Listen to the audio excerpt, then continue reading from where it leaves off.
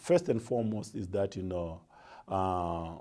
we need not to take an approach that appears as if we're in a war. This is not a war. And the last thing that I would want is to see United Methodists fighting over this issue. And because of the experience that I've had since 2004, I do have good friends on both sides of the aisle. I still talk to them. I still want to communicate with them. But I think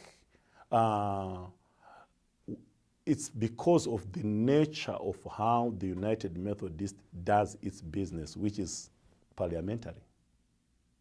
I think we don't have sufficient time really to find each other in another way to say, guys, now that we differ, what is the best way we can really discuss these issues, not in a combative way, but maybe in a gracious way where my difference with this person does not demean the integrity of that particular person.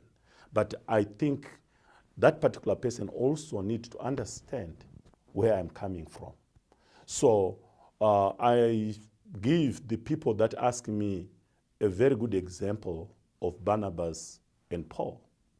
There was a point where they said, we don't think we are agreeing on where Mark should be. And they parted ways, but they are still our great leaders. They did it in such a way that, people did not even describe it as a schism. But Barnabas did ministry on another place in a better way, and probably Paul had to do it in another way. I think something like that, if we debated things differently from the way we are doing it, probably that could be another way of doing things. But the way it is doing, because it is legal, my hesitation with anything is that, we are legislating it. And that's where I have difficulties with it, to belong to a church that legislatively is allowed a practice that I think I don't subscribe to. I think that's the way I'm discussing with people. But definitely, it's not an easy process, and we want to be United Methodists. But we are at a place where we don't know.